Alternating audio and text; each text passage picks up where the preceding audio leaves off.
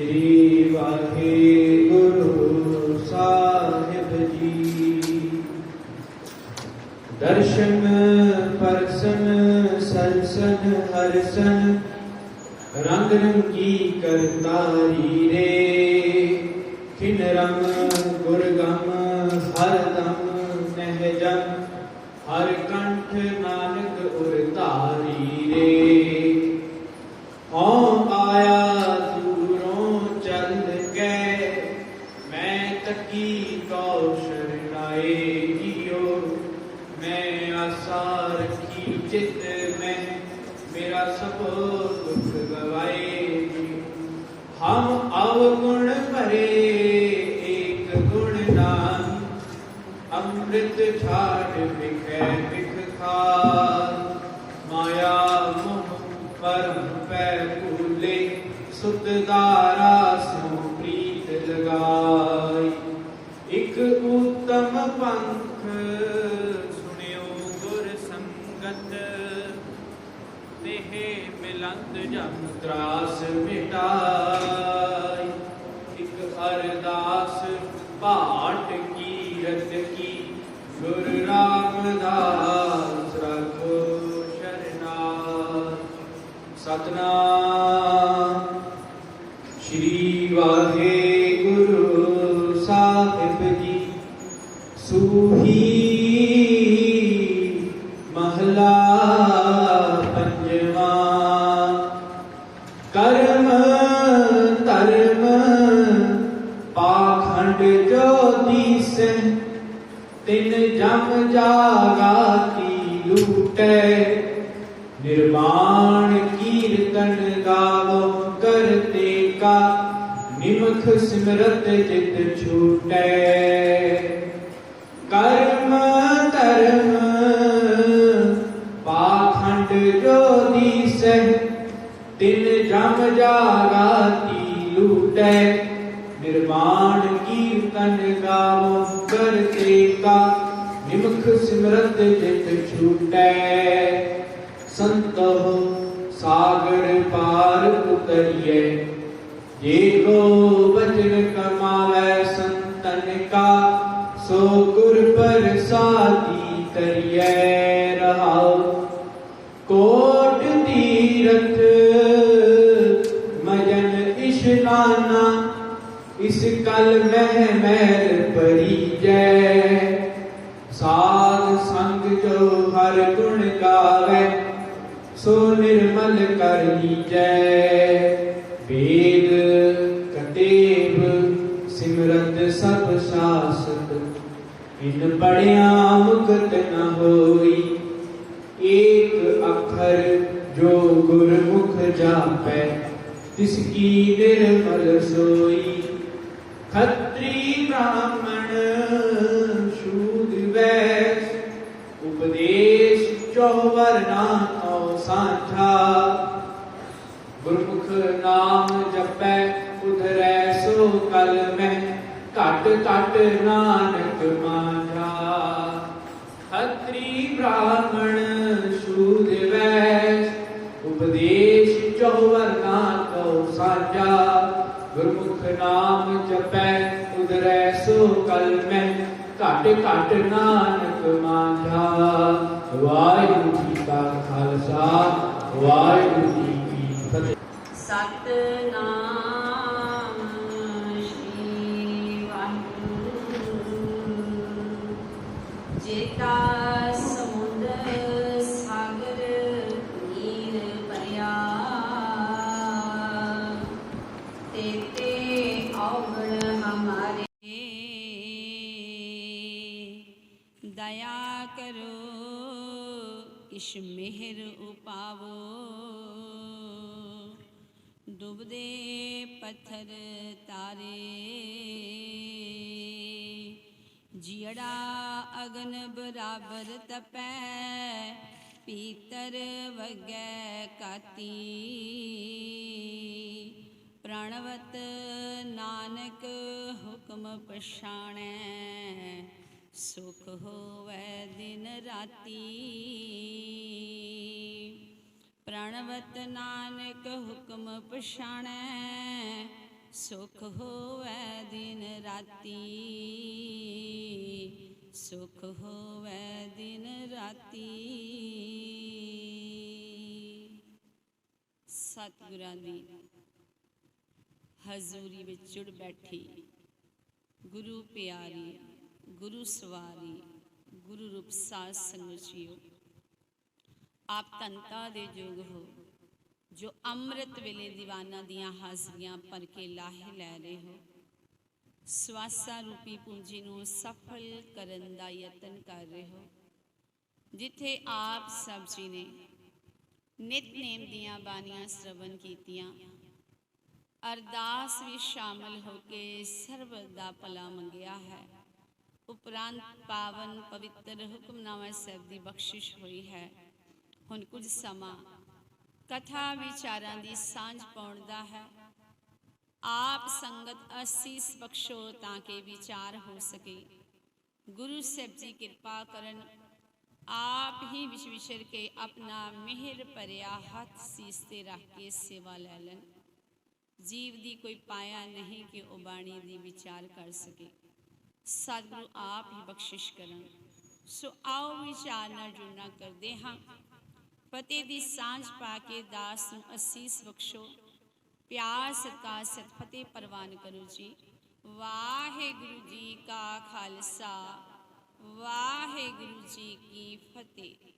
आज दा जो पावन पवित्र हुक्मनामा साहिब आपां ने श्रवण कीता है, धन धन श्री गुरु ग्रंथ साहिब जी दे अंदर 747 ते 48 अंग दे उत्ते ये पावन शब्द सुभायमान है। शब्द का उचारण पंजवें पातशाह गुरु अर्जन देव महाराज जी द्वारा सूही राग के अंदर होया है। सूही महला पंजवा, सूही राग का नाम है। महला पंजवा के शब्द का उचारण पंजवें पातशाह गुरु अर्जन देव महाराज जी ने किया है। पावन शब्द के अंदर गुरु साहब जी जो सानू समझा रहे हैं, गल कर रहे हैं पाखंड दी ते नाल ही कि संसार समुंदर जो इस समुंदर जितों असी तरना है, पार उतरना है। एक दुनियावी समुंदर है, उहदे तो पार लंघण दे तरीके मनुख ने बड़े बना लए हैं।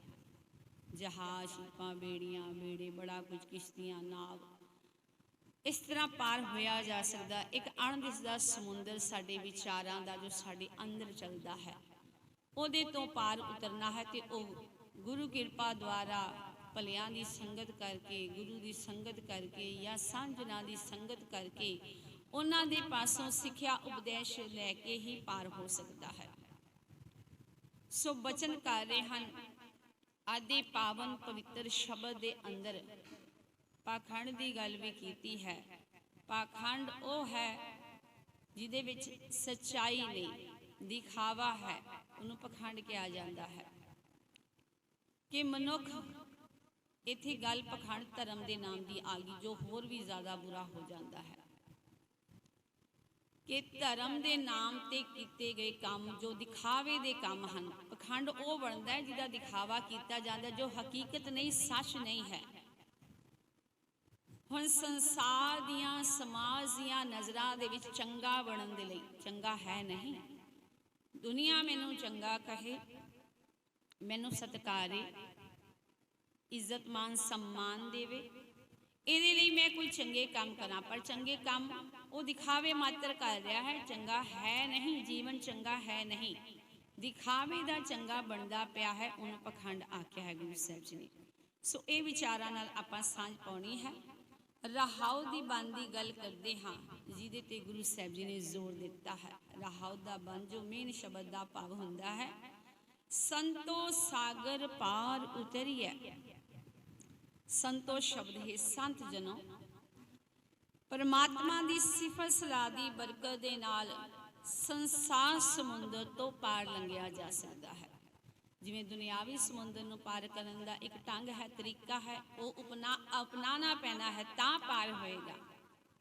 कोई बेड़ी, किश्ती, कोई सहारा लेना पएगा तो पार होएगा। उस तरह ही एक अणदिसदा समुंदर है जो साड़ियाँ इन्हां अखां दे नाल ते नहीं दिखाई देगा, पर गुरु ज्ञान की अख बख्शिश करे ਤਾਂ ਫਿਰ ਉਸ ਸਮੁੰਦਰ ਦਿਖਦਾ ਹੈ, ਬੜਾ ਡਰਾਉਣਾ ਤੇ ਭਿਆਨਕ ਹੈ।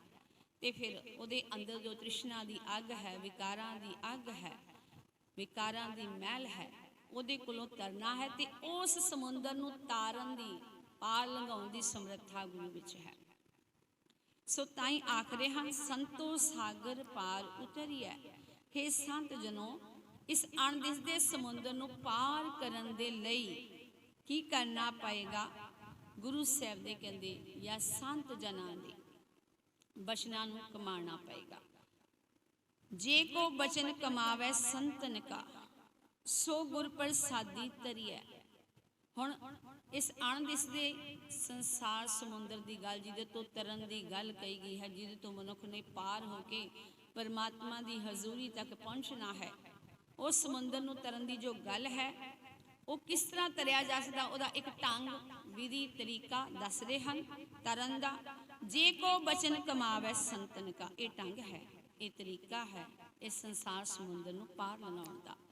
ਕਹਿੰਦੇ ਸੰਤ ਜਨਾਂ ਦੇ, ਸਾਧੂਆਂ ਦੇ ਬਚਨਾਂ ਨੂੰ ਕਮਾਉਣਾ ਕਰ।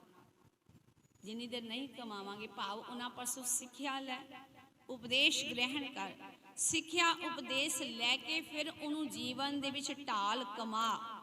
ਇਹ ਢੰਗ ਹੈ ਪਾਰ ਹੋਣ ਦਾ। ਸੁਖਮਨੀ ਸਾਹਿਬ ਦੇ ਅੰਦਰ ਅਸੀਂ ਪੜ੍ਹਦੇ ਹਾਂ, ਉੱਤਮ ਸ਼ਲੋਕ ਸਾਧ ਕੇ ਬਚਨ, ਅਮੁਲੀਕ ਲਾਲ ਇਹ ਰਤਨ, ਸੁਣਤ ਕਮਾਵਤ ਹੋਤ ਉਧਾਰ, ਆਪ ਤਰੈ ਲੋਕੈ ਨਿਸਤਾ। ਇਹ ਆਪ ਹੀ ਨਹੀਂ ਤਰੇਗਾ, ਜਦੋਂ ਤੂੰ ਸੰਤ ਜਨਾਂ ਦੇ ਬਚਨਾਂ ਨੂੰ ਕਮਾਏਂਗਾ, ਜੀਵਨ ਦੇ ਵਿੱਚ ਢਾਲੇਂਗਾ, ਅਪਣਾਏਂਗਾ। ਜੋ ਸੰਤ ਜਨ ਜੋ ਉਪਦੇਸ਼ ਦਿੰਦੇ ਹਨ, ਜੋ ਬਚਨ ਕਰਦੇ ਹਨ, ਸਿੱਖਿਆ ਦਿੰਦੇ ਹਨ, ਜੋ ਸਮਝਾਉਂਦੇ ਹਨ, ਪਰਮਾਤਮਾ ਦੀ ਬਾਬਤ ਜੋ ਕਥਾ ਕਹਾਣੀਆਂ ਗੱਲਾਂ ਦੱਸਦੇ ਹਨ, ਜੀਵਨ ਜਾਂਚ, ਜੀਵਨ ਮਰਿਆਦਾ ਦੱਸਦੇ ਹਨ, ਜੇ ਉਹਨਾਂ ਨੂੰ ਤੁਸੀਂ ਆਪਣੇ ਜੀਵਨ ਦੇ ਵਿੱਚ ਕਹਿੰਦੇ ਅਪਣਾਉਂਦੇ ਹੋ, ਇਹ ਕਹਿੰਦੇ ਬਚਨ ਇਤਨੇ ਕੀਮਤੀ ਹਨ, ਇਹਨਾਂ ਦੀ ਤੁਲਨਾ ਦਿੱਤੀ ਹੈ ਲਾਲ ਤੇ ਰਤਨਾਂ ਦੇ ਨਾਲ, ਹੀਰੇ ਜਵਾਹਰਾਤਾਂ ਦੇ ਨਾਲ। ਅਸੀਂ ਉਹਨਾਂ ਨੂੰ ਕੀਮਤੀ ਆਖਦੇ ਹਾਂ, ਹਾਲਾਂਕਿ ਇਹ ਸਿਰਫ ਇੱਕ ਸਮਝਾਉਣ ਵਾਸਤੇ ਉਦਾਹਰਨ ਲਈ ਹੈ, ਲਾਲ ਤੇ ਹੀਰਿਆਂ ਰਤਨਾਂ ਜਵਾਹਰਾਂ ਦੀ। ਇਹ ਵੀ ਇਤਨੇ ਕੀਮਤੀ ਨੇ ਜਿਤਨੇ ਉਪਦੇਸ਼ ਸਿੱਖਿਆ ਸੰਤ ਜਨਾਂ ਦੀ ਕੀਮਤੀ ਹੁੰਦੀ ਹੈ। ਪਰ ਹੁਣ ਕੋਈ ਨਾ ਕੋਈ ਤੁਲਨਾ ਤੇ ਉਦਾਹਰਨ ਦੇ ਕੇ ਸਮਝਾਉਣਾ ਹੀ ਪੈਂਦੀ ਹੈ, ਗੱਲ ਤਾਂ ਸਾਡੀ ਪਕੜ ਵਿੱਚ ਆਉਂਦੀ ਹੈ। ਇੱਥੇ ਹੁਣ ਹੀਰੇ ਜਵਾਹਰਾਤਾਂ ਦੀ ਉਦਾਹਰਨ ਦੇ ਕੇ ਸਮਝਾਇਆ ਵੀ ਸੰਤ ਜਨਾਂ ਦੇ ਬਚਨ, ਉਹਨਾਂ ਦਾ ਉਪਦੇਸ਼, ਉਹਨਾਂ ਦੀ ਸਿੱਖਿਆ ਇਤਨੀ ਕੀਮਤੀ ਹੁੰਦੀ ਹੈ ਜਿਵੇਂ ਹੀਰੇ ਜਵਾਹਰਾਤ ਕੀਮਤੀ ਹੁੰਦੀ ਹੈ।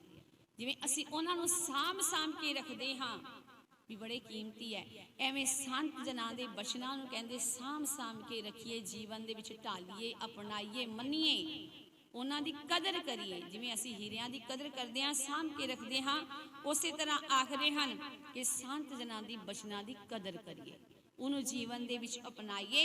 ਇਸ ਤਰ੍ਹਾਂ ਕਹਿੰਦੇ ਜੀਵਨ ਦੇ ਵਿੱਚ ਸੰਤ ਜਨਾਂ ਦੇ ਬਚਨਾਂ ਨੂੰ ਕਮਾਇਆ, ਸੋ ਗੁਰ ਪ੍ਰਸਾਦੀ ਤਰੀਐ। ਇਸ ਤਰ੍ਹਾਂ ਕਹਿੰਦੇ ਗੁਰੂ ਕਿਰਪਾ ਕਰਦਾ ਹੈ। ਗੁਰੂ ਦੀ ਕਿਰਪਾ ਸਦਕਾ ਇਸ ਡਰਾਉਣੇ ਤੇ ਭਿਆਨਕ ਤੇ ਅਣਦਿਸਦੇ ਸੰਸਾਰ ਸਮੁੰਦਰ ਤੋਂ ਫਿਰ ਮਨੁੱਖ ਪਾਰ ਹੋ ਸਕਦਾ ਹੈ। ਸੋ ਇਹ ਰਹਾਉ ਦਾ ਬੰਦ ਹੈ।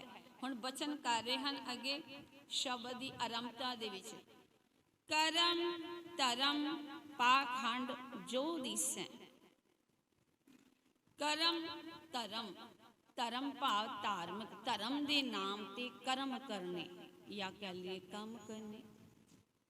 ਹੁਣ ਧਰਮ ਦੇ ਨਾਂ ਤੇ ਕੰਮ ਬਹੁਤ ਹਨ, ਯਾਤਰਾਵਾਂ, ਲੰਗਰ, ਸੇਵਾ ਸਭ ਮੁਬਾਰਕ ਹੈ, ਪਰ ਜੇ ਮਨ ਚਿੱਤ ਕਰਕੇ ਹੈ, ਜਿਹਦੇ ਪਿੱਛੇ ਕੋਈ ਲੋਭ ਨਹੀਂ, ਚਾਹਨਾ ਨਹੀਂ ਕਿ ਦੁਨੀਆ ਮੈਨੂੰ ਵੇਖੇ, ਜਾਂ ਦੁਨੀਆ ਨੂੰ ਵਿਖਾਉਣ ਦੀ ਖਾਤਰ ਨਹੀਂ, ਜਾਂ ਜਿਹਦੇ ਵਿੱਚ ਇਹ ਤਮਾ ਨਹੀਂ ਕਿ ਇਹ ਮੇਰੇ ਕੰਮਾਂ ਨੂੰ ਵੇਖ ਕੇ ਸਮਾਜ ਮੈਨੂੰ ਸਤਿਕਾਰੇ, ਸਨਮਾਨ ਦੇ, ਇੱਜ਼ਤ ਦੇ।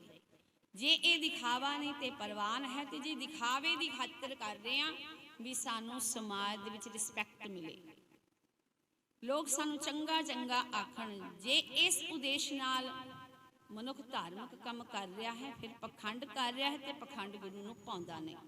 ਤਾਂ ਹੀ ਆਖਦੇ ਹਨ ਕਰਮ ਧਰਮ ਪਾਖੰਡ ਜੋ ਦਿਸੈ। ਧਾਰਮਿਕ ਕੰਮ, ਧਰਮ ਦੇ ਨਾਮ ਤੇ ਜੋ ਕੀਤੇ ਜਾ ਰਹੇ ਕੰਮ ਹਨ, ਜਿਵੇਂ ਪੁਰਾਣੇ ਸਮਿਆਂ ਦੇ ਵਿੱਚ ਜਲ ਧਾਰੇ ਕਰਨੇ, ਧੂਣੀਆਂ ਤਾਪਣੀਆਂ, ਜਿਵੇਂ ਹੁਣ ਗਰਮੀ ਦਾ ਮੌਸਮ ਹੈ, ਅੱਜ ਦੇ ਮੌਸਮ ਦੇ ਵਿੱਚ ਕੋਈ आसे पासे चार सवेरे बहुत अग बाल के ते विचाले बैठ जाए ते मैं समाधि जोड़ के भी मैं तप कर रहा हाँ, ये परवान नहीं। गुरु साहब जी ने इन्हां गल्लां दा बहुत खंडन किया है। धर्म के नाम ते कहंदे ये पाखंड है जो हो रहा है। तीन जम जागाती लुटे कहंदे इन्हां नूं ते जोने भी विखावे दे कर्म हन, ये ते कहंदे जागाती लुट है। जम इन्हां नूं लुट लैंदे हन टैक्स के रूप में। पुराने अज भी टैक्स लगता, पुराने समय में भी लगता सी जो गुरु साहब जी ने बाणी का उच्चारण किया। अज की है भी टैक्स असी आप भर के आते हाँ। पुराने समयां दे विच इह हुंदा सी टैक्स लैण घरे आउंदे सी। गऊ ब्राह्मण को कर लावे, असां दी वाच भी असी पढ़ते हैं। कहंदे उदों तां गऊ ते ब्राह्मण नूं भी टैक्स लगता, कोई यात्रा कर रहा या कोई नदी पार करनी है, कुछ करना है, इस तरह कहंदे गऊ ते ब्राह्मण आदि नूं भी टैक्स लाया जांदा सी। कर दा अर्थ भी टैक्स है। ते जगाती लुट है ते मसूलिया जम कहंदे लुट लैंदे हन। एक जजरिया टैक्स भी होया करदा सी, जजरिया जिंदा रहन दा टैक्स, कि जे तू जिंदा है तो तेनू इहदा टैक्स देना पएगा। सो कहंदे जो धर्म के नाम ते जिन्हें तू काम कर रहा है, ये तो तेरे टैक्स के एवज विच ही लए जाणगे, लुटे जाणगे, तेरे पल्ले कख नहीं रहना। क्यों? क्योंकि पखंड परमात्मा नूं परवाह नहीं, तो पखंड उत्थों तक पहुँचता नहीं परमात्मा तक। नाम बंदगी ही उस तक पहुँचती है जे सच्चे मन ना कीती है, चाहे वो एक सैकंड ही कीती होवे, तेरा पार उतारा हो जाना है। हुण गल पखंड की चल रही है, तो गुरु नानक पातशाह ने पखंड का बहुत खंडन किया है। गुरु नानक पातशाह समय की गल है, जदों उन्होंने कहंदे उदासियां चार कर लईआं ते बाद विच जाके कहंदे करतारपुर वसाया, परमात्मा के नाम ते ये शहर वसाया। इत्थे गुरु साहब जी ने खेती की। अज भी गुरु नानक पातशाह के नाम ते उत्थे जमीन बोलती है। एक परिवार सी, उन्होंने घर संतान नहीं सी, ते गुरु साहब के चरणों च उन्होंने अरदास की भी जे साडे पीढ़ी चल पए, घर में औलाद हो जाए, पुत्र हो जाए, तो असी अधी जमीन गुरु घर के नाल लाते हाँ। तो बाद में उन्होंने घर पुत्र होया, तो जमीन गुरु साहब जी ने उन्होंने दिती, तो वह अज भी उन्होंने नाम ते है, चल रही है। गुरु साहब जी ने कहते आप हथी खेती की, उहदे विच फसल उगी, वो जो फसल आउंदी उहदा लंगर लगाया जाता, सारे प्यार सह सकते बिना किसी भेदभाव दे, नहीं कोई जात पात वेखी जाती। गुरु साहब के दर्शनों वास्ते बड़े लोग आते जाते, फकीर साधु वेखी बड़ा कुछ आते। एक ब्राह्मण कहते दर्शनों वास्ते गुरु साहब जी दे आया। गुरु साहब जी हुण जानी जान सब के दिलों की जानते हैं, सब की अवस्था पता है। ब्राह्मण उस समय भुखा सी, ते गुरु साहब जी ने कहा कि पहले लंगर चल रहा है, प्रशादा चल रहा है, तुसी प्रशादा छक लो, फिर वार्तालाप गल्लां बातां विचार। ब्राह्मण ने कहा भी नहीं, मैं प्रशादा नहीं छक सकता, क्योंकि जिस ढंग विधि तरीके नाल तुहाडा लंगर चलता है उस तरह मैनू ये लंगर परवाह नहीं, क्योंकि मेरा लंगर तैयार करन दा, प्रशादा बनाउण दा एक अलग ढंग तरीका है, वखरा है। मैं उस तरह अपना प्रशादा तैयार करदा हाँ। गुरु साहब जी ने ब्योंतबंदी विधि बनाउणी हुंदी है सानू समझाउण वास्ते। हुण ओ ब्राह्मण ने कहा भी नहीं, मैं तो सुचमता का बड़ा ख्याल रखदा हाँ, इत्थे तां तुसीं जात पात का कोई ख्याल नहीं करते, ते सारे इक्के पंगत दे विच बैठ के लंगर छकदे हो, ते बनाउण वालियां दा भी कोई सिस्टम नहीं, भी कोई भी जात का बनाई जांदा ते कोई भी छकाई जांदा ते कोई भी छकी जांदा। इस तरह मेरे नहीं चलता, मैं ब्राह्मण हाँ, तो मैं अपना भोजन आप तैयार करदा, ते बड़ी सुचमता नाल तैयार करदा, बड़ा ख्याल रखदा। गल साडी पखंड ते चल रही है। गुरु साहब जी ने कहा ठीक है, साडे लंगरां चों प्रशादा नहीं छकना, तुसीं कोई गल नहीं, तुसीं साडे तो सुखी रस्त लै जाओ, अपना प्रशादा आप तैयार कर लो। हुण उन्हें सुखी रस्त लै लई। हुण चाहीदा तो यह भी नहीं सी, जे बहुता ही पखंड है तो फिर यह भी नहीं चाहिदा सी। ये सुखी रस्त दे पता नहीं किहदे किहदे हथ लगे तो कित्थों कित्थों बन के आई है।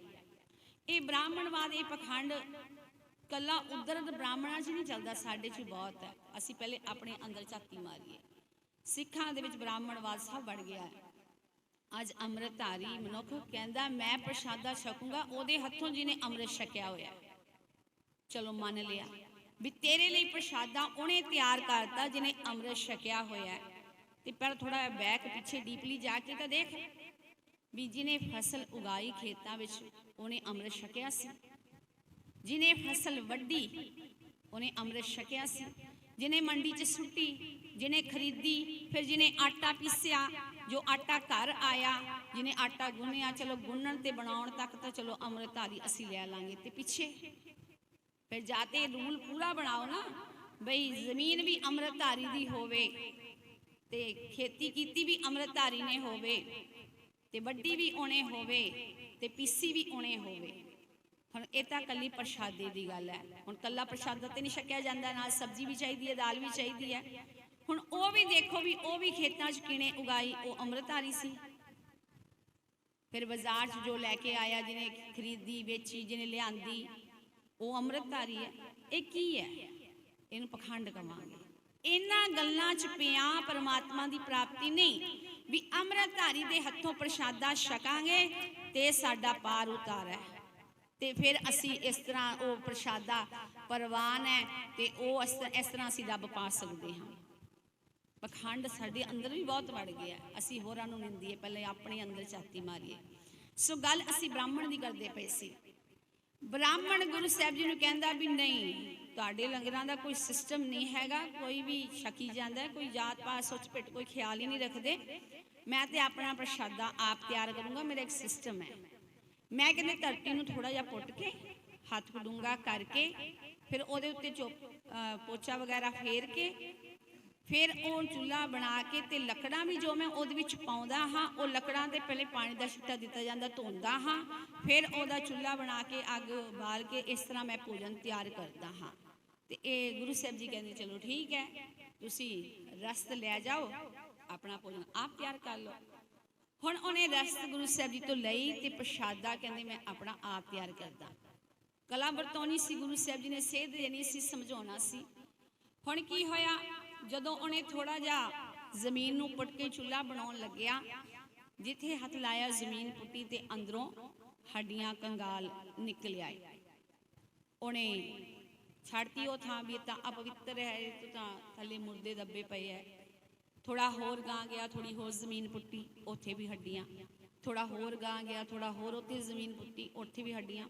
ਇਸ ਤਰ੍ਹਾਂ ਕਰਦੇ ਕਰਦੇ ਕਹਿੰਦੇ ਉਹਨੇ ਕਿੰਨੀਆਂ ਹੀ ਥਾਵਾਂ ਪੁੱਟੀਆਂ। ਇਹ ਕਲਾ ਵਰਤਾਣੀ ਸੀ, ਗੁਰੂ ਸਾਹਿਬ ਜੀ ਨੇ ਸੇਧ ਦੇਣੀ ਸੀ, ਸਮਝਾਉਣਾ ਸੀ, ਕੌਤਕ ਸੀ। ਕਿੰਨੀਆਂ ਹੀ ਕਹਿੰਦੇ ਥਾਵਾਂ ਉਹਨੇ ਪੁੱਟੀਆਂ ਤੇ ਜਿੱਥੋਂ ਪੁੱਟੇ ਤੇ ਹੱਡੀਆਂ, ਜਿੱਥੋਂ ਪੁੱਟੇ ਹੱਡੀਆਂ। ਅੱਕ ਗਿਆ, ਥੱਕ ਗਿਆ। ਇੱਕ ਤੇ ਪਹਿਲਾਂ ਹੀ ਭੁੱਖਾ ਸੀ, ਉੱਤੋਂ ਇੰਨੀ ਮਿਹਨਤ ਕੀਤੀ ਤੇ ਅੱਗੋਂ ਵਾਰ-ਵਾਰ ਇਹੀ ਕੁਝ ਸਾਹਮਣੇ ਆ ਰਿਹਾ ਸੀ, ਪੂਰਾ ਅੱਕ ਗਿਆ, ਥੱਕ ਗਿਆ। ਫਿਰ ਹੁਣ ਗੁਰੂ ਸਾਹਿਬ ਜੀ ਦੀ ਸ਼ਰਨ ਆ ਗਿਆ, ਕਿਹਾ ਕਿ ਮੇਰੇ ਕੋਲੋਂ ਗਲਤੀ ਹੋ ਗਈ, ਭੁੱਲ ਹੋ ਗਈ। ਫਿਰ ਕਹਿੰਦੇ ਹੁਣ ਮੈਂ ਭੁੱਖਾ ਤੇ ਹੁਣ ਜੋ ਲੰਗਰ ਆਪ ਜੀ ਦੇ ਲੰਗਰਾਂ ਵਿੱਚ ਤਿਆਰ ਹੈ, ਹੁਣ ਮੈਨੂੰ ਉਹ ਛਕਾ ਦਿਓ। ਸੋ ਕਹਿਣ ਦਾ ਭਾਵ ਪਖੰਡ ਦੀ ਜੋ ਅਸੀਂ ਗੱਲ ਕਰ ਰਹੇ ਹਾਂ, ਬਾਣੀ ਦੇ ਅੰਦਰ ਗੁਰੂ ਸਾਹਿਬ ਜੀ ਨੇ ਬਕਾਇਦਾ ਪ੍ਰਮਾਣ ਦਿੱਤੇ ਹਨ। ਇਸੇ ਤਰ੍ਹਾਂ ਦੀ ਇੱਕ ਗਾਥਾ ਦਾ ਜ਼ਿਕਰ ਮਿਲਦਾ ਹੈ ਵੈਸ਼ਨਵ ਸਾਧ ਦਾ। ਪੁਰਾਣੇ ਸਮਿਆਂ ਵਿੱਚ ਅੱਗ ਦੇ ਸਾਧਨ ਨਹੀਂ ਸੀ ਹੋਇਆ ਕਦੇ, ਜਿਵੇਂ ਅੱਜ ਕੱਲ੍ਹ ਤੇ ਹੁਣ ਲਾਈਟਰ, ਮਾਚਿਸ ਵਗੈਰਾ ਤਿਆਰ ਹੋ ਗਈਆਂ। ਪੁਰਾਣੇ ਸਮਿਆਂ ਦੇ ਵਿੱਚ ਅੱਗ ਨੂੰ ਸਾਂਭਿਆ ਜਾਂਦਾ ਸੀ ਤੇ ਉਸੇ ਅੱਗ ਤੋਂ ਫਿਰ ਹੋਰ ਅੱਗ ਬਾਲੀ ਜਾਂਦੀ ਸੀ। ਭਾਈ ਮਰਦਾਨਾ ਜੀ ਕਹਿੰਦੇ ਸਵੇਰੇ ਸਵੇਰੇ ਉੱਠਦੇ ਹਨ ਤੇ ਅੱਗ ਲੈਣ ਵਾਸਤੇ ਜਾਂਦੇ ਹਨ। ਦੇਖਿਆ ਵੀ ਇੱਕ ਥਾਂ ਤੇ ਇੱਕ ਵੈਸ਼ਨਵ ਸਾਧ ਅੱਗ ਬਾਲੀ ਬੈਠਾ ਹੈ, ਭੋਜਨ ਤਿਆਰ ਕਰ ਰਿਹਾ ਹੈ। ਭਾਈ ਮਰਦਾਨਾ ਜੀ ਉਹਦੇ ਪਾਸ ਜਾਂਦੇ ਹਨ ਕਿ ਅੱਗ ਲੈਣ ਵਾਸਤੇ ਮੈਨੂੰ ਅੱਗ ਦੇ ਦੇ।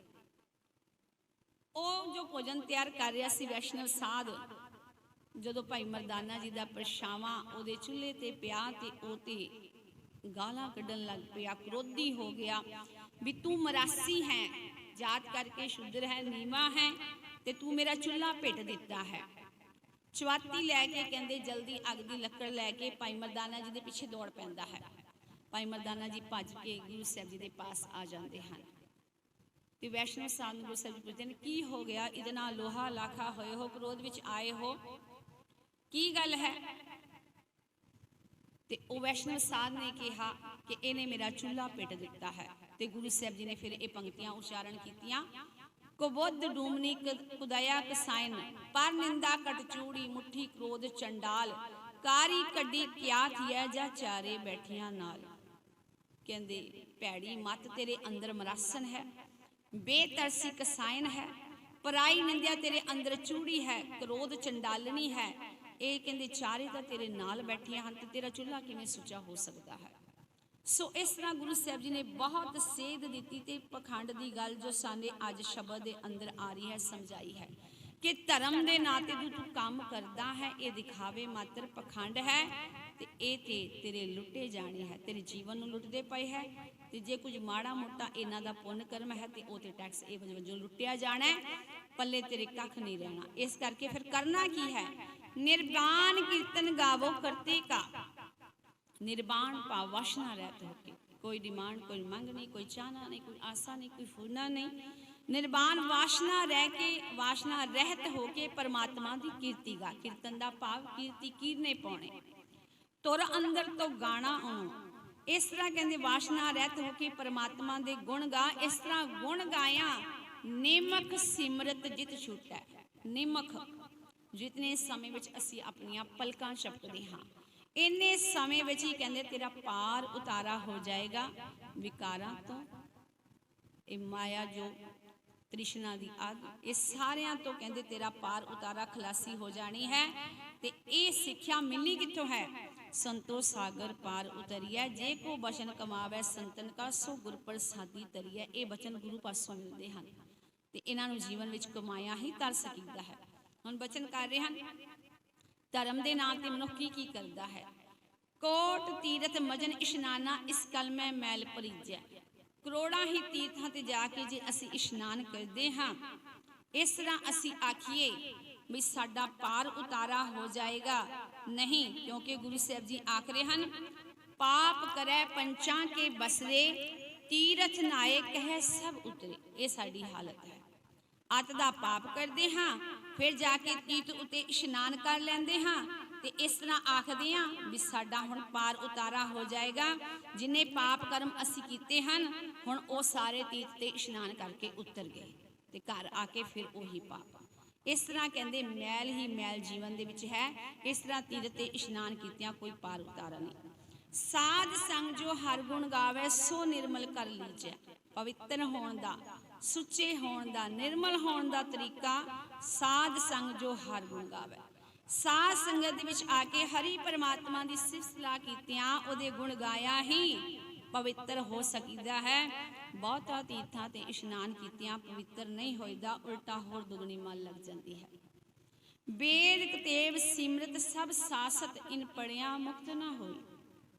ਧਾਰਮਿਕ ਜਿਤਨੇ ਵੀ ਗ੍ਰੰਥ ਹਨ ਸਭ ਦਾ ਜ਼ਿਕਰ ਕੀਤਾ ਹੈ। ਕਤੇਬ ਸ਼ਾਮੀ ਮਤਾਂ ਦੇ ਧਾਰਮਿਕ ਪੁਸਤਕਾਂ, ਕੁਰਾਨ, ਅੰਜੀਲ, ਜੰਬੂਰ, ਤੌਰੀਤ, ਇਹ ਨਾਮ ਹਨ ਧਾਰਮਿਕ ਪੁਸਤਕਾਂ ਦੇ। ਕਹਿੰਦੇ ਇਸ ਤਰ੍ਹਾਂ ਇਹਨਾਂ ਨੂੰ ਪੜ੍ਹਿਆ, ਜਿਵੇਂ 27 ਸਿਮਰਤੀਆਂ ਹਨ, 6 ਸ਼ਾਸਤਰ ਹਨ, 18 ਪੁਰਾਣ ਹਨ। ਇਸ ਤਰ੍ਹਾਂ ਕਹਿੰਦੇ ਧਾਰਮਿਕ ਗ੍ਰੰਥਾਂ ਨੂੰ ਨਿਰਾ ਪੜ੍ਹਿਆ, ਵਿਕਾਰਾਂ ਤੋਂ ਖਲਾਸੀ ਨਹੀਂ। ਇਹਨਾਂ ਵਿੱਚੋਂ ਕੁਝ ਤੱਤ ਸਾਰ ਕੱਢ ਕੇ ਜੀਵਨ ਦੇ ਵਿੱਚ ਆਪਣਾ, ਫਿਰ ਕੋਈ ਗੱਲ ਬਣੇਗੀ। ਏਕ ਅਖਰ ਜੋ ਗੁਰਮੁਖ ਜਾਪੈ, ਤਿਸ ਕੀ ਨਿਰਮਲ ਸੋਈ। ਏਕ ਅਖਰ, ਅਖਰ ਦਾ ਭਾਵ ਅਵਨਾਸੀ ਪਰਮਾਤਮਾ। ਕਹਿੰਦੇ ਇੱਕ ਜੋ ਵਾਸ਼ਨਾ ਰਹਿਤ ਪਰਮਾਤਮਾ ਹੈ, ਉਸੇ ਦਾ ਕੇਵਲ ਨਾਮ ਜਪ, ਤੇ ਇਹ ਨਾਮ ਗੁਰੂ ਦੀ ਸ਼ਰਨ ਪੈ ਕੇ ਗੁਰਮੁਖ ਜਾਪੈ। ਗੁਰੂ ਦੇ ਸਨਮੁਖ ਹੋਇਆਂ ਜੇ ਇੱਕ ਪਰਮਾਤਮਾ ਨੂੰ ਤੂੰ ਯਾਦ ਕਰੇਗਾ, ਤਿਸ ਕੀ ਨਿਰਮਲ ਸੋਏ। ਕਹਿੰਦੇ ਫਿਰ ਤੂੰ ਨਿਰਮਲ ਹੋਏਗਾ, ਤੇਰਾ ਜੀਵਨ ਸਵਰ ਜਾਏਗਾ ਤੇ ਲੋਕ ਪਰਲੋਕ ਵੀ ਸਵਰ ਜਾਏਗਾ।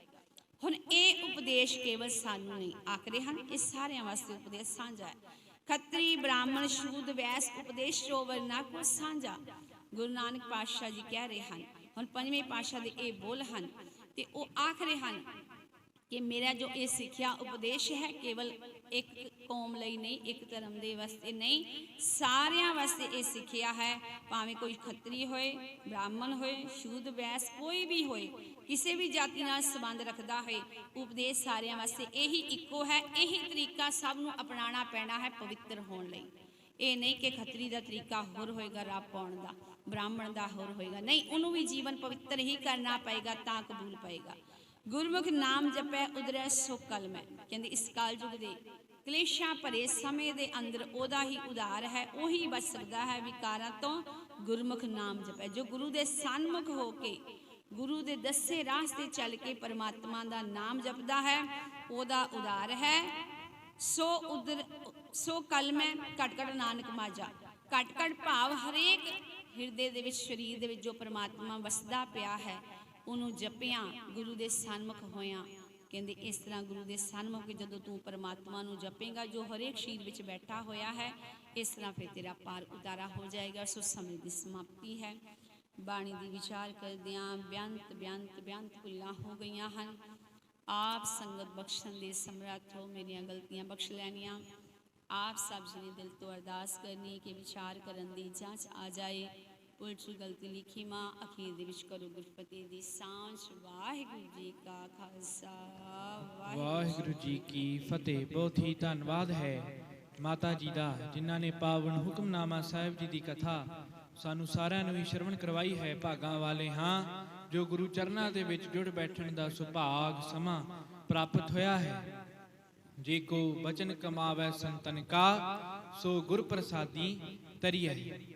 ਜਦੋਂ ਸੰਤ ਦੀ ਗੱਲ ਆਉਂਦੀ ਹੈ ਤੇ ਸਾਗਰ ਪਾਰ ਕਰਨ ਦੀ ਗੱਲ ਆਉਂਦੀ ਹੈ ਤਾਂ ਸਮਝ ਲਈਏ ਕਿ ਇੱਕ ਸਮੁੰਦਰ ਦੇ ਕਿਨਾਰੇ ਇੱਕ ਸਮੁੰਦਰੀ ਜਹਾਜ਼ ਖੜਾ ਹੈ। ਕਿਤਨੀਆਂ ਹੀ ਸਵਾਰੀਆਂ ਉੱਥੇ ਖੜੀਆਂ ਹਨ ਜੋ ਪਰਲੇ ਪਾਰ ਜਾਣਾ ਚਾਹੁੰਦੀਆਂ ਹਨ, ਦੂਸਰੇ ਕਿਨਾਰੇ ਤੇ ਜਾਣਾ ਚਾਹੁੰਦੀਆਂ ਹਨ, ਸਾਗਰ ਪਾਰ ਕਰਨਾ ਚਾਹੁੰਦੀਆਂ ਹਨ। ਸਮੁੰਦਰੀ ਜਹਾਜ਼ ਵੀ ਖੜਾ ਹੈ, ਰਸਦ ਵੀ ਵਿੱਚ ਮੌਜੂਦ ਹੈ, ਸਵਾਰੀਆਂ ਵੀ ਖੜੀਆਂ ਹਨ, ਪਰ ਉਹ ਦੂਜੇ ਕੰਢੇ ਜਾ ਨਹੀਂ ਸਕਦੀਆਂ ਜਦੋਂ ਤੱਕ ਉਸ ਜਹਾਜ਼ ਨੂੰ ਚਲਾਉਣ ਵਾਲਾ ਮਲਾਹ ਨਹੀਂ ਮਿਲਦਾ। ਜਦੋਂ ਤੱਕ ਉਸ ਬੇੜੇ ਨੂੰ ਦੂਸਰੇ ਪੰਨੇ ਲਾਉਣ ਵਾਲਾ ਮਲਾਹ ਨਹੀਂ ਮਿਲਦਾ, ਉਦੋਂ ਤੱਕ ਸਵਾਰੀਆਂ ਦੂਸਰੇ ਪਾਰ ਜਾ ਨਹੀਂ ਸਕਦੀਆਂ। ਇਹ ਮਹਾਨਤਾ ਹੈ ਇੱਕ ਸੰਤ ਦੀ। ਇਸ ਤਰ੍ਹਾਂ ਸੰਤ ਵੀ ਸਾਨੂੰ ਇਸ ਸੰਸਾਰ ਸਾਗਰ ਤੋਂ ਪਾਰ ਲੈ ਜਾਂਦੇ ਹਨ। ਜੇਲ੍ਹ ਦੇ ਵਿੱਚ ਕੈਦੀ ਵੀ ਹਨ, ਜੇਲ੍ਹ ਦੇ ਵਿੱਚ ਪੁਲਿਸੀਏ ਵੀ ਹਨ, ਜੇਲਰ ਵੀ ਹਨ, ਕਾਉਂਸਲਰ ਵੀ ਹਨ। ਅਸੀਂ ਸਾਰੇ ਕੈਦੀ ਹਾਂ ਤੇ ਸਾਨੂੰ ਸਮਝਾਉਣ ਵਾਲੇ, ਸਾਨੂੰ ਉੱਥੋਂ ਬਾਹਰ ਕੱਢਣ ਵਾਲੇ ਕਾਉਂਸਲਰ ਹਨ, ਜੇਲਰ ਹਨ, ਉਹ ਹਨ ਸੰਤ। ਆਪ ਮੁਕਤ ਹਨ, ਸਾਨੂੰ ਮੁਕਤ ਕਰਦੇ ਹਨ। ਆਪ ਮੁਕਤ ਕਰੈ ਸੰਸਾਰ, ਨਾਨਕ ਤਿਸ ਜਨ ਕੋ ਸਦਾ ਨਮਸਕਾਰ। ਐਸੇ ਸੰਤਾਂ ਦੀ ਜਦੋਂ ਗੱਲ ਆਉਂਦੀ ਹੈ ਤਾਂ ਗੁਰਬਾਣੀ ਕਹਿੰਦੀ ਹੈ, ਕੋਈ ਆਵੈ ਸੰਤੋ ਹਰ ਕਾ ਜਨ ਸੰਤੋ, ਮੇਰਾ ਪ੍ਰੀਤਮ ਜਨ ਸੰਤੋ, ਮੋਹਿ ਮਾਰਗ ਦਿਖਲਾਵੈ, ਤਿਸ ਜਨ ਕੇ ਹੋਂ ਮਲ ਮਲ ਧੋਵਾਂ ਪਾਉ। ਕੋਈ ਸੰਤ ਆਵੇ ਜੋ ਮੈਨੂੰ ਰਸਤਾ ਦਿਖਾਵੇ, ਉਸ ਰਸਤੇ ਉੱਤੇ ਚੱਲ ਕੇ ਮੈਂ ਮੁਕਤ ਹੋ ਜਾਵਾਂ, ਐਸੇ ਸੰਤ ਦੇ ਮੈਂ ਪੈਰ ਫੜ ਲਵਾਂ, ਪੈਰਾਂ ਨੂੰ ਮਲ ਮਲ ਕੇ ਧੋਵਾਂ। ਅਖੌਤੀ ਸੰਤਾਂ ਦੀ ਗੱਲ ਨਹੀਂ ਹੈ, ਐਕਸੈਪਸ਼ਨਸ ਤਾਂ ਹਰ ਜਗ੍ਹਾ ਤੇ ਹੁੰਦੀਆਂ ਹਨ, ਪਰ ਜੋ ਪੂਰਨ ਸੰਤ ਹਨ ਉਹਨਾਂ ਦੀ ਗੱਲ ਹੈ ਕਿ ਉਹਨਾਂ ਦੇ ਦੱਸੇ ਹੋਏ ਮਾਰਗ ਉੱਤੇ ਚੱਲ ਕੇ ਸੰਸਾਰ ਸਾਗਰ ਤੋਂ ਪਾਰ ਹੋ ਜਾਈਦਾ ਹੈ। ਬਾਬਾ ਜਗਤਾ ਜੀ ਦੇ ਅਸਥਾਨ ਤੇ ਬੈਠੇ ਹਾਂ, ਉਹਨਾਂ ਦਾ ਜੀਵਨ ਪੜ੍ਹ ਕੇ ਦੇਖੀਏ, ਉਹਨਾਂ ਦੀ ਹੀ ਜੋਤ ਸਾਡੇ ਵਿੱਚ ਮੌਜੂਦ ਹੈ। ਪੂਜਨੀਕ ਮਹੰਤ ਭਾਈ ਕਾਹਨ ਸਿੰਘ ਜੀ, ਮਹੰਤ ਭਾਈ ਤੀਰਥ ਸਿੰਘ ਜੀ ਦੇ ਵੀ ਦਰਸ਼ਨ ਸਾਰਿਆਂ ਨੇ ਕੀਤੇ ਹੀ ਹਨ। ਇਹਨਾਂ ਦਾ ਜੀਵਨ ਦੇਖੀਏ, ਇਹਨਾਂ ਦੀ ਜੀਵਨ ਜਾਂਚ ਦੇਖੀਏ। ਸਿਰਫ ਚਰਨ ਧੂੜ ਲੈਣ ਦੇ ਨਾਲ ਜਾਂ ਸਿਰਫ ਮੱਥਾ ਟੇਕਣ ਦੇ ਨਾਲ ਨਹੀਂ, ਇਹਨਾਂ ਦੀ ਜੋ ਕਮਾਈ ਕੀਤੀ ਹੋਈ ਹੈ ਉਸ ਕਮਾਈ ਨੂੰ ਜੀ ਕੇ ਦੇਖੀਏ। ਜੋ ਰਸਤੇ ਦੇ ਉੱਤੇ ਤੁਰੇ ਹਨ ਉਹਨਾਂ ਰਸਤਿਆਂ ਦੇ ਉੱਤੇ ਤੁਰ ਕੇ ਦੇਖੀਏ, ਜ਼ਿੰਦਗੀ ਸਵਰ ਜਾਏਗੀ। ਆਪ ਵੀ ਮੁਕਤ ਹਨ, ਇਹਨਾਂ ਦੇ ਉਪਦੇਸ਼ਾਂ ਦੇ ਉੱਤੇ ਚੱਲ ਕੇ ਆਪ ਵੀ ਸੰਗਤ ਨੂੰ ਮੁਕਤ ਕਰ ਦਿੰਦੇ ਹਨ।